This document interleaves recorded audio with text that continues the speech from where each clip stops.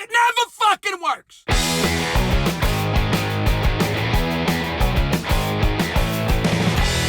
Hey, what do you hear? What do you say? My Facebook, YouTube, Twitter, Instagram, Google+, your sister's ass, a Pony Express, a very ticked off Vic here. You know what ticks me off? When we're all forced to live with the definition of insanity. Now follow me. The payroll protection program is the latest government shitfest.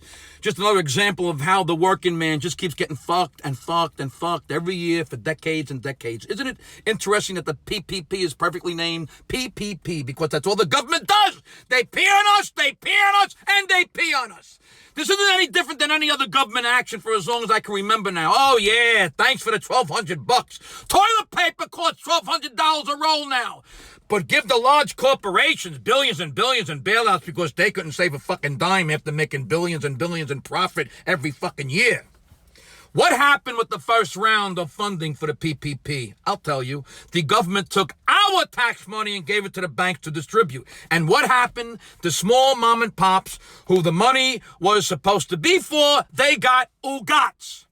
Big companies got all the fucking money. Oh, and the banks took $10 billion in loan processing fees. The banks got $10 billion in loan processing fees. Could the banks have maybe given us a break on this one? Could the banks maybe have not charged for the fees because they have people on the payroll doing this anyway? Could the banks have maybe stopped being blood-sucking fucking vultures just once? Oh, of course not.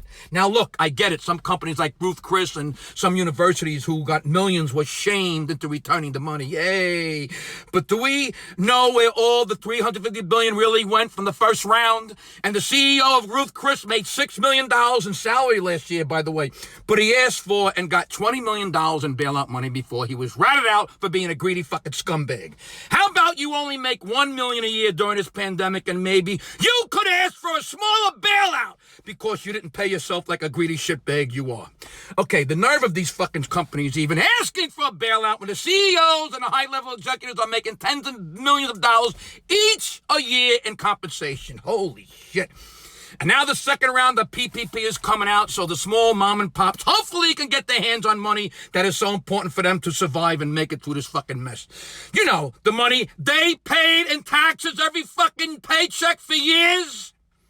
Now, here's where the definition of insanity comes in. The definition of insanity is doing the same thing every time and expecting a different result, but there's never a different result. That's what makes our government insane. The airlines will get bailed out with our money again, while they sit on $10 billion in unreturned fees that should go back into our pockets. And after making $70 billion in profit the last 2 years, they didn't save a dime. How does that help the working men and women? Here comes the P. The banks got bailed out 10 years ago. Where did that money go? It didn't trickle down. I can tell you that. It went for stock buybacks, and the rich got richer. The working men and women, they have to each have 2 jobs now to support a family, and they still can't buy a fucking house or pay for health care, which is more than a fucking mortgage. Trickle down? Yeah, just keep pissing on us. So, I did some research. You know, like instead of just believing what someone says like a fucking cult member, I did some research. Somehow, some people thought it was a good idea back in the 1980s to give the money to the rich and large corporations because the money would trickle down to the workers. It's called the trickle-down theory. And of course, it never fucking works. You know what the trickle-down is? It's the rich people pissing on the middle class and lower class. That's what's trickling down. Rich people piss. It's the government pissing on us again.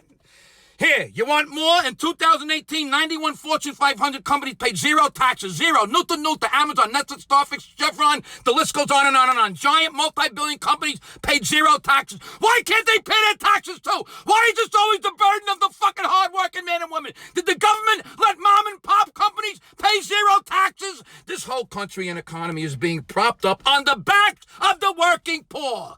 It's the definition of insanity. Again, they keep doing the same fucking thing every day. Time and they expect a different fucking result. Give the money to the rich and the big corporations with our tax dollars and then let the piss on our necks while we fight for scraps. It never helps the working man and woman, ever. Listen up, do some research, smarten up, understand what the hell you're voting for, who the hell you're voting for. Stop voting against your own best interest, all of you.